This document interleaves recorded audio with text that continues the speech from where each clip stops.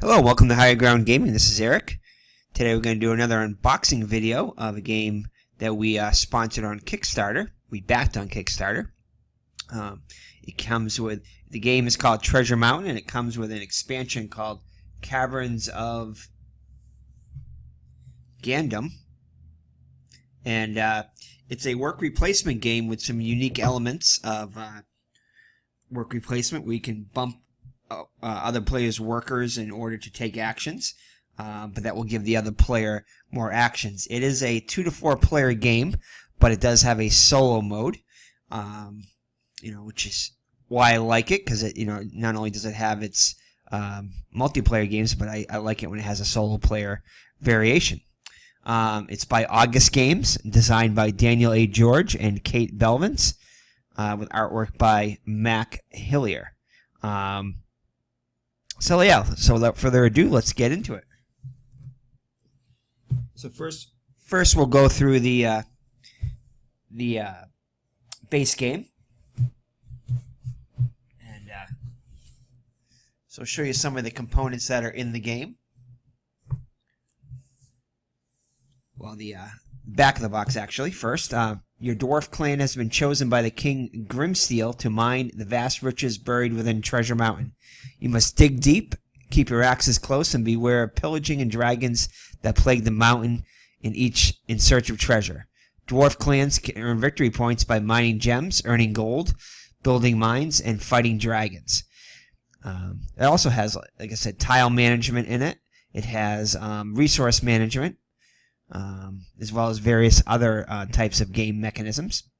So the clan with the most victory points, of course it's a Euro also, with the most victory points at the end of the game, gains favor of King Grimsteel and wins the game. So it comes with 280 acrylic gems, 21 custom meeples, which are really cool, 72 wood resource bits, 71 cards, 5 dice, 185 tokens and tiles, 1 cloth bag, and a 20-page rule book. Now, this is going to be an unboxing, so we won't go through many of the gameplay mechanics, but John Getz Games gives a great 3-player playthrough of it, and Daniel A. George, one of the designer, actually goes through a solo gameplay example, as well as I believe he does an older multiplayer gameplay of it too. Rado from Rado runs through. Also gives a gameplay on it too, and there's actually a Rado variant in the game, which is added to when the dragon attacks. But anyway, without further ado, let's get into the game. Let's unbox it, since this is an unboxing.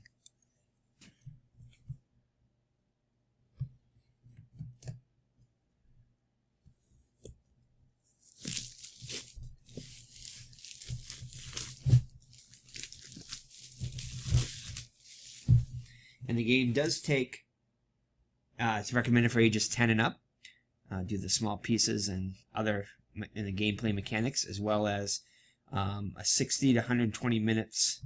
I think usually it says per player, but I think that's for total game. It's 60 minutes, probably for a 2-player, up to 4-player, 2 hours. So roughly 30 minutes per player.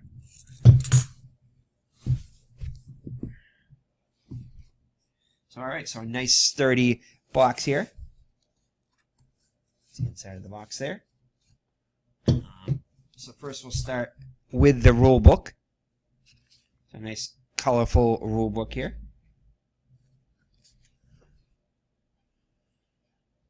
Picture of the game board, as well as the setup and everything.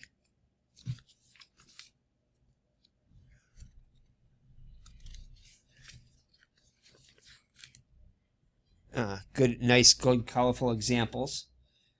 Not a lot of text, so iconography is very good.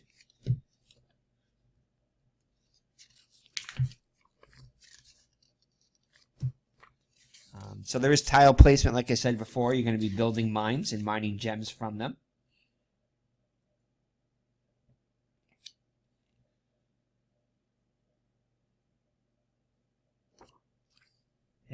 and a table, basically a quick reference on the back here.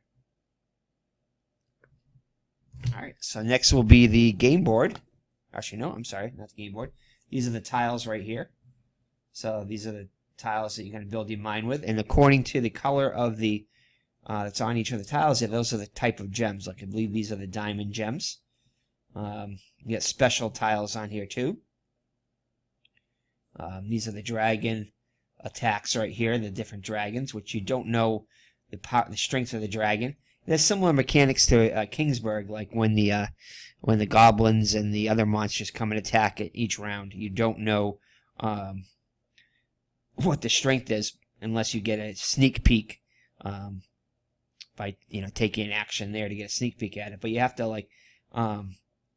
to get axes or whatever to prepare for the dragons coming. And if you don't have enough resources, then they take either half your gems or half your gold. And gold is worth a lot. Gold is, as you can see here, these are the victory points on here, and gold is worth, for every gold it's worth 2 coins.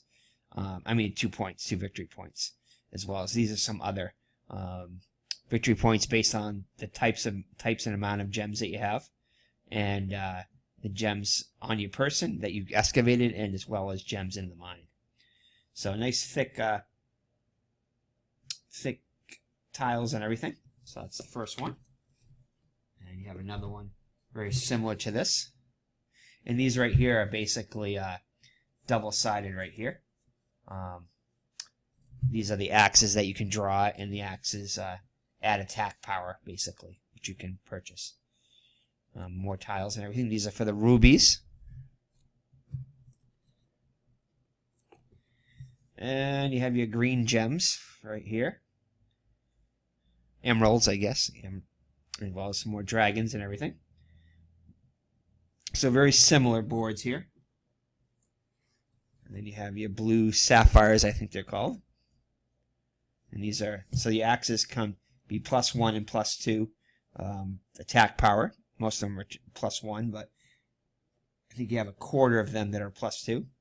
And these right here are your coins right here. These are 1 and 5 and 10 coins. You got double-sided here. And here is the player board. So those are your boards. Your punch-outs here. So 4 pages worth of punch-outs. And then your player board. So I'm going to pause the video for a second while I get the board set up and show you guys the player board.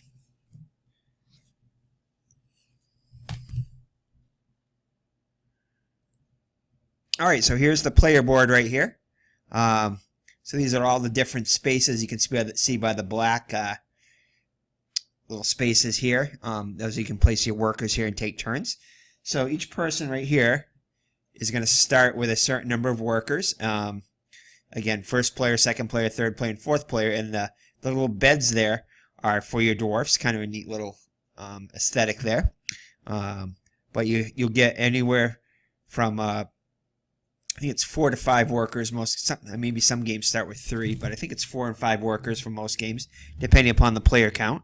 Actually, you can see down below, it's for 2 player it's 5 workers, for 4 player it's 3 workers, and for 3 players it's 4 players it's 3 workers, and for 4 players it's wait, let me start again. For 2 players it's 5 workers, for 3 players it's 4 workers, and for 4 players it's 3 workers apiece. And again, that's supposed to, there's only a certain amount of spots on the game board you can get. So that's where you start with. Now, in this game you start with by placing your number 1 worker, then your number 2 worker, then your number 3 worker, and so forth. In fact, the turn order after the first round goes on according to who's got the lowest worker still to be placed. Because like I mentioned before, you can bump workers and stuff like that. But anyway, and interestingly enough, the number of the worker has to do with the beard size of the dwarf, because they are dwarfs and they love their beards.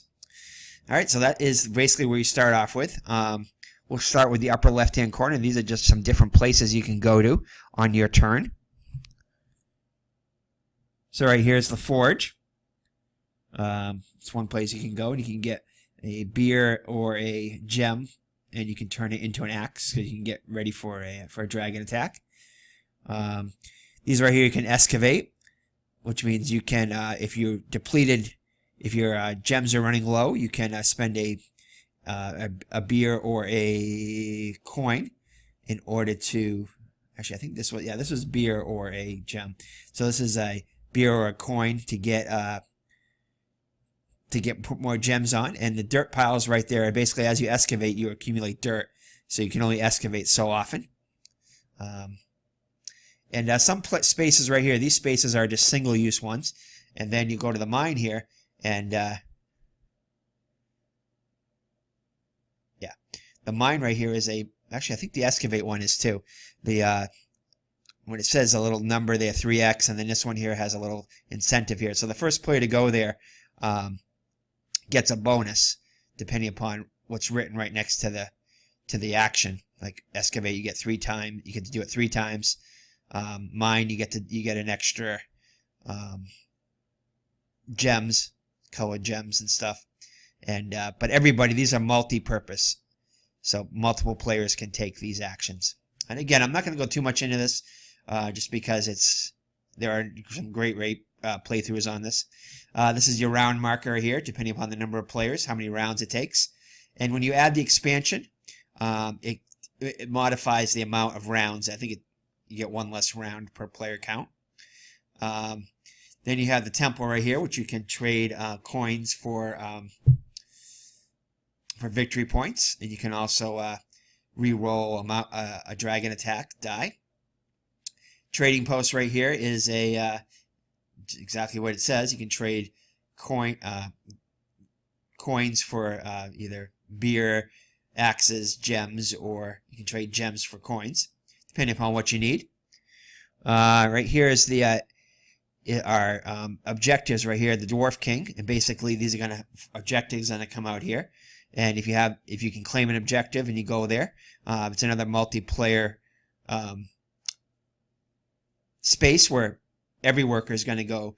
Every player is going to get a chance to go there, so you have to time it right. So when you can match your objectives and the other players don't. Let's see here. Let's go. Then you get the tunnel right here, which has to do with, as you can see, the arrows right there, different mine tiles that come out, and you can draft mine tiles there and pay whatever's below them there. So they get progressively less expensive the longer they're out there. And again, that's a multiplayer thing. So the first player that goes here will get a bonus of 2 beer barrels. And then if we go over to here, you have the gem market, which you can trade sapphires, rubies, diamonds, or emeralds that you excavate out of your mine. Out of your mine. And now all these areas I'm going to talk to now have the little dragon attack symbol right here. So you have a dragon, starts off at the 0, and for each time you visit one of these sites right here that have the little dragon attack, it's like the dragon's lair. You're stealing from him. So you have to roll the 6-sided die, and if you get a 3 or more, the dragon will advance once. And once he gets to the end here, he attacks, and each player will have to roll a die, as well as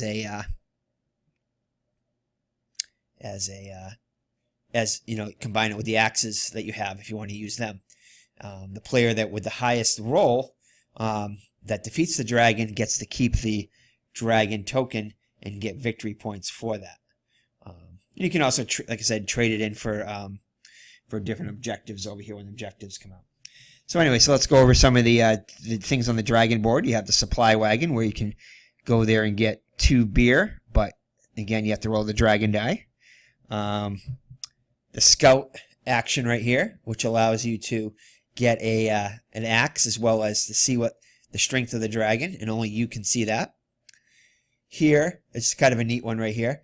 It allows you to discard any 2 of the tiles that are out there. Like if a player and this market over here is about to score a really big objective, you can, by going to this space, you can get rid of one of those objectives that land on there. You can discard a mine tile. You can discard a really big payout for, like, say another player's got a bunch of rubies. You can get rid of a ruby tile there and draw a new one. So anyways, this allows you to basically sabotage other players if you want to. Here, treasure hoard. This allows you, like the beer one, allows you to get 2 gold. And yeah, so those are the different ones. Around the border are the victory point tracks, because it is like I said, it is a euro. It allows you to do all those other things. So that's pretty much the game board right there. So I'm going to cut the camera here, and I'm going to go into the rest of the stuff that are inside the base game.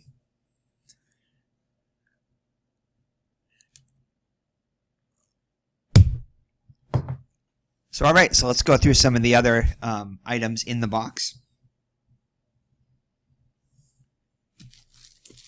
So, like I said, these are the multicolored gems in here.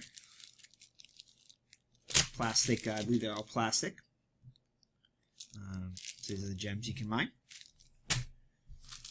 Here are the really cool dwarf meeples right here.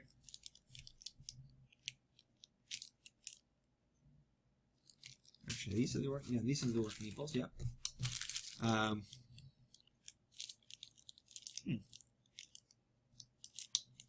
For some reason I thought these would have the beards on them, but they do not. Oh, I think they're stickers, actually. You may fit on them, possibly. We'll have to check and see. But anyway, these are the dwarf meeples, and again, they're numbered different numbers. And you get 5 per player. These are the specialized the beer barrels right here, which are kind of neat. These are like the dragon token here, as well as the markers for your victory points and such, victory point track.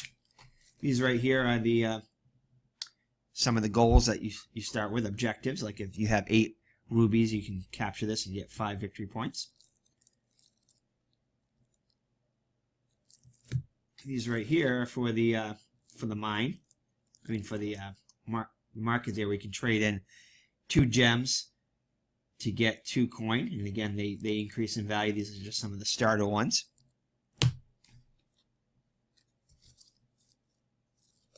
Yeah, and here we go. So here are the stickers here for the dwarf meeples.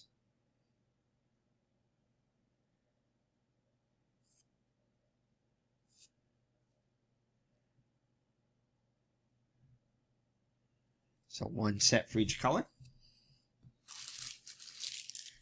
Let's see. I did not know what these were. Oh, these are the dirt piles. Oh, this is really cool. In the whatchamacallit, in the playthroughs I've seen, they just had regular cubes for these, but these are actually look like. So you can take one out here.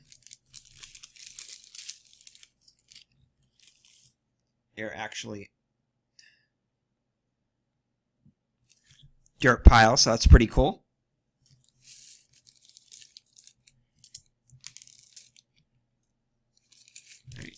Here are your die. A little smaller than I thought they'd be, but and these you roll for the dragon. I'm not sure what the black one is for. I know the colored ones you roll. Each player rolls. I forgot what that might be for, but anyway, then you get more baggies right here, of course, and you got your bag where you put your gems in, which you pick out the gems. Or actually, I'm sorry. I think these are for the axe tokens. I think that those you might put in here. Yeah, the axe token bag. That's what that is. So that is the base game right there. A lot of components inside the box. Tray to organize everything. So pretty cool there. Alright, so I'm going to stop the video for just a second and get to the expansion and show you what's inside that.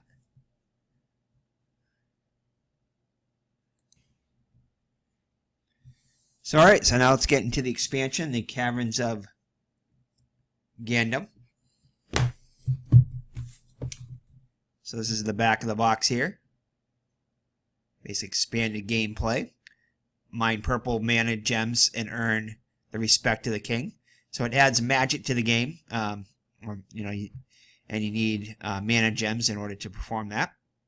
So cast powerful dwarf spells to defeat your enemies and collect more riches. Assign your dwarves to new action spaces, the Mana Cave and the Wizard's Cavern.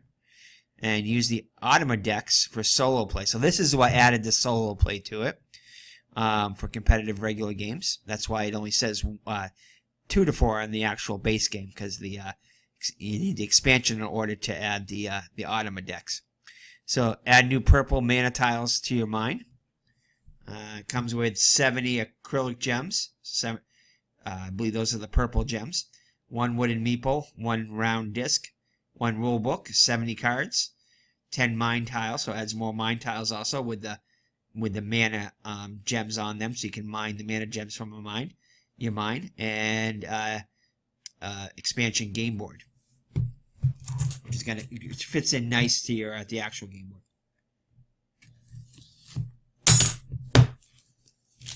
So again, it says I don't know if it says adds 1 to 4 players. Anyway, it says for solo gameplay, so it does add the solo player on this. Alrighty. Let's get our camera focused a little bit better.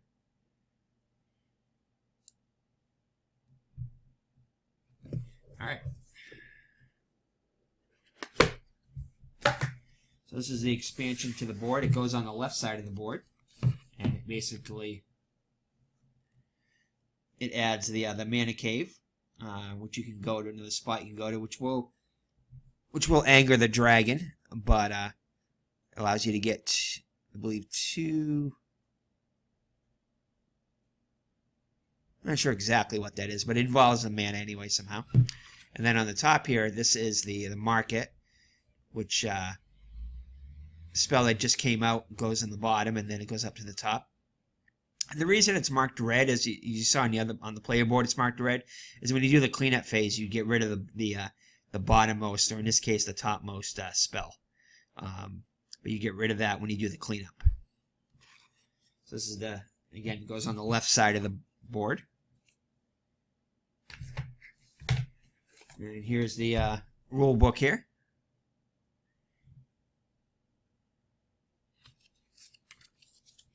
Again, a lot smaller, but very colorful. Shows you how to use the Automa cards for single player, solo player.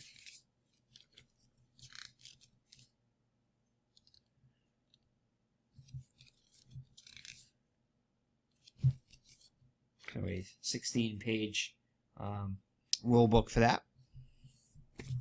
And then you have your tiles, your additional tiles, which have the mana gems on it. Yeah, so that means on the other board right here, you get two mana gems right here.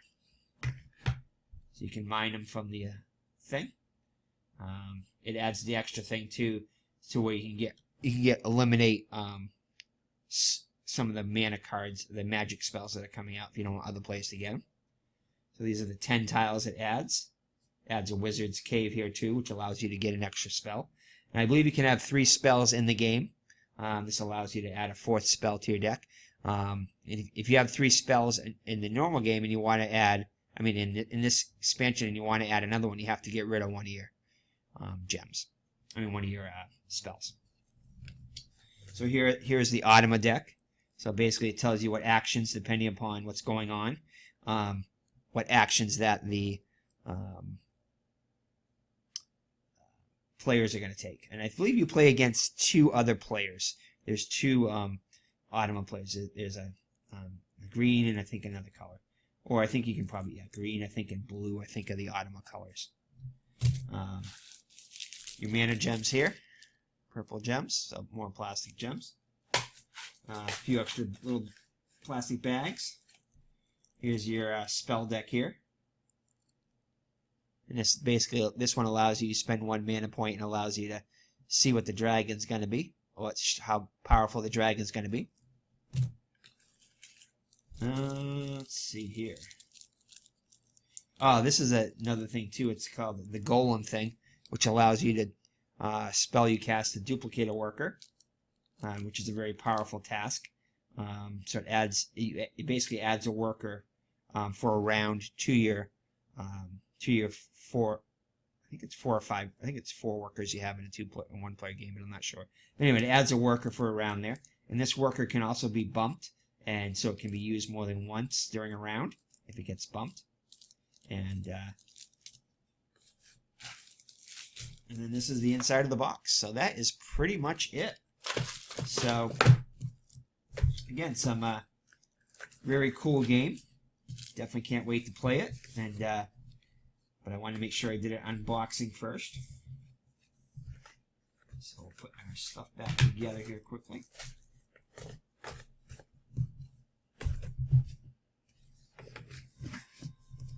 So that is it. So that is Treasure Mountain and its expansion, Caverns of